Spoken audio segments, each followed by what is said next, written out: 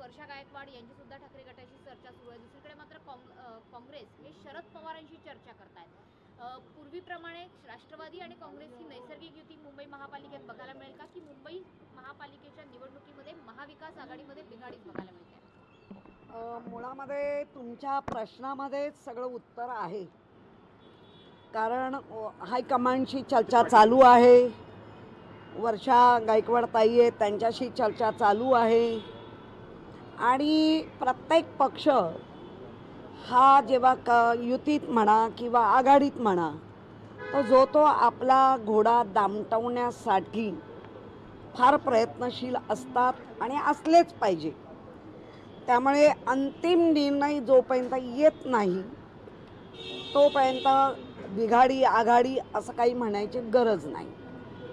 कारण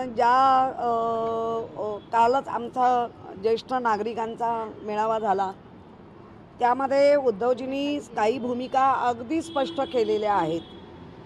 त्यामुळे मला वाटतं सगळ्यात पक्षप्रमुखांचे आदेश येईपर्यंत सर्वांनी ह्या गोष्टीवरती धीर धरला पाहिजे. आणि जर आपल्याकडे एकटं लढण्याची वेळ आली तर आपण अनेकदा एकटं लढलेलो आहोत. आता राहिला आमच्याच घरातल्या लोकांनी गद्दारी केली, त्यामुळे काय परिणाम होईल का? तर तो परिणाम लोकसभेला विधानसभेला निश्चित नव्हता. जे काय हेराफेरी ही जी काय होती आणि भाजपच्या साह्याने जे निवडून आले, त्यामुळे मला वाटतं अंतिम निर्णयापर्यंत आपण वाट बघा. पण काँग्रेस म्हणते की जो पक्ष फक्त मारहाण करतो, परप्रांतीयांना असेल किंवा इतर लोकांना असेल, त्यांच्यासोबत आम्ही जाणार नाही. मग जरी ठाकरे त्यांच्यासोबत गेले तरी आम्ही आमच्या निर्णयावर ठाम आहोत.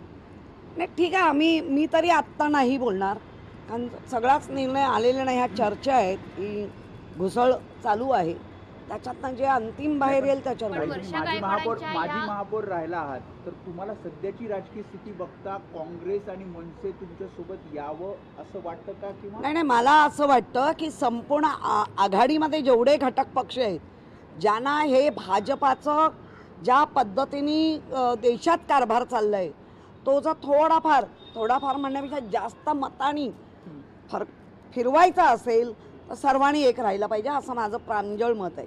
मात्र ज्या पद्धतीने वर्षा गायकवाडांनी वक्तव्य केलेली आहेत, विशेषतः मनसेच्या बाबत त्यांनी जे शब्द वापरले त्या शब्दांवरती सामनातून सुद्धा आक्षेप घेण्यात आलेला आहे. आणि असं असताना सुद्धा पुन्हा एकदा हायकमांड किंवा वर्षा गायकवाड यांच्याशी चर्चा करण्याची ठाकरे गटाला गरज काय, असा सुद्धा प्रश्न आता तुमच्या विरोधकांकडून विचारला होता. नाही, आमचे विरोधक काय बोलतात त्याच्याकडे आम्ही नाही लक्ष देणार, कारण विरोधकांना आता त्यांच्याच बुडाखालच्या सगळ्या वाळू सरकले आहेत. ते काय आम्हाला प्रश्न विचारणार आणि त्यांच्या प्रश्नाला उत्तर द्यायला आम्ही बसलेलो नाही. काही दुसरा मुद्दा म्हणजे कल्याणमध्ये एक धक्कादायक घटना समोर आली आहे. 19 वर्षीय मुलाने आत्महत्या केली आहे. त्याचं कारण आहे की काही मराठी लोकांनीच त्याला ट्रेनमध्ये बेदम मारहाण केली. त्याने मराठी भाषा वापरली नाही यासाठी. त्यावरून अमित साटम यांनी ट्विट करत आरोप केले की ठाकरे बंधू जी घाण पसरवत आहे, द्वेषाचं राजकारण करत आहेत भाषांमध्ये, त्याचे सगळे परिणाम आहेत. आपल्या दारापर्यंत हे पोहोचले. आता अमित साटम मला वाटतं सकाळी उठल्याबरोबर कराग्रे वसते लक्ष्मी करमध्ये सरस्वती करमुले तू गोविंदम प्रभाते करदर्शनम हे म्हणण्याच्या ऐवजी उद्धव ठाकरे नमः, उद्धव ठाकरे नमः, उद्धव ठाकरे नमः करून त्यांचा दिवस चालू होतो. त्यामुळे आणि अमित ठाकरेला हा अधिकार दिला कोणी? अमित ठाकरेला अमित साटम हा अधिकार दिला कोणी? कारण अमित साटम सारखा, ज्याला आमच्या मालवणीत गाळियारो म्हणतात, एक नंबर शिव्या आणि वाटेल ते बोलण्यामध्ये ते एकदम माहीर आहेत. तुम्ही जे केलात, जे हिंदू मुसलमान हा जो फरक टाकलाय, तुम्ही जे केलात, मराठी ओबीसी हे जे काही घटक पाडलात त्याचे परिणाम आहेत. आम्ही कधी कुठल्याही धर्माचा द्वेष नाही केला, आम्ही कधी कुठल्या जातीचा द्वेष नाही केलाय. आणि त्या मुलाने आगे चलो म्हटल्याबरोबर त्यांना जे कोणी केलंय ते गैर केलंय. खरं म्हणजे अशांना शोधून काढून कारवाई झाली पाहिजे, मग ते कोणी असू दे. ही वृत्ती वाढता कामा नये याचे उद्धवजी आहेत आणि त्यांच्यावर कारवाई केलीच पाहिजे. पण तुम्ही जे हिंदू मुस्लिम जे लावताय त्याचे हे परिणाम आहेत.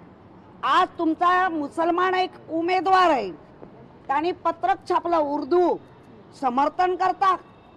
याचा अर्थ आमच्या सोयीनुसार आम्ही लोकांना वापरणार आणि आमच्या सोयीनुसार आम्ही लोकांना फेकून देणार, ही भाजपाची वृत्ती आहे. मतदार याद्या सध्या बघायला मिळतात. प्रारूप मतदार याद्यांमध्ये मुंबई, ठाणे, कल्याण, डोंबिवली, भिवंडी आणि अनेक ठिकाणी त्याचं मोठ्या प्रमाणात मतदार यांची नोंदणी झालेली आहे.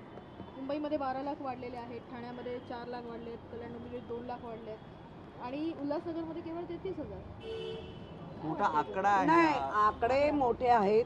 अर्थातच युवांचा जे 18 वर्षापूर्वीचे ते पण बऱ्यापैकी आलेले आहेत.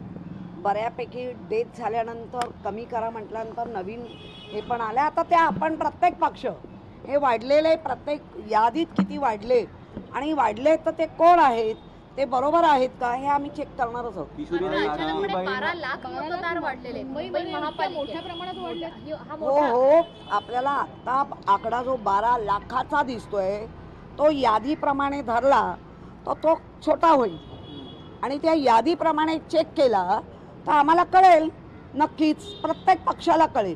काही मालेगावमध्ये असं कळतंय की भाजपने मुंबई महानगरपालिकेसाठी एक आणि त्याच्यामध्ये 100 जागा भाजपसाठी अनुकूल आहेत, जिंकू शकतील आणि एक हाती सत्ता येऊ शकेल असं खरं तर त्या सर्वेवरून दिसून आलं.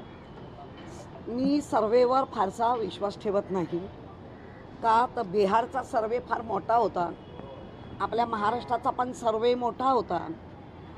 सत्ता बत्ता हातात केंद्र सगळे असले की त्या सर्वेला कसं वाकून घ्यायचं आणि वाकून नंतर त्यांना बरोबर लाईनीत कसं आणायचं हे त्यांना बरोबर कळलेलं आहे. लाडकी बहीण योजनेचा जो फायदा आहे तो मोठ्या प्रमाणात शासकीय अधिकाऱ्यांनी घेतल्याचं बाब पुढे येते. तर आता लोकशाही मराठी ऐका, पहा, जागरूक रहा.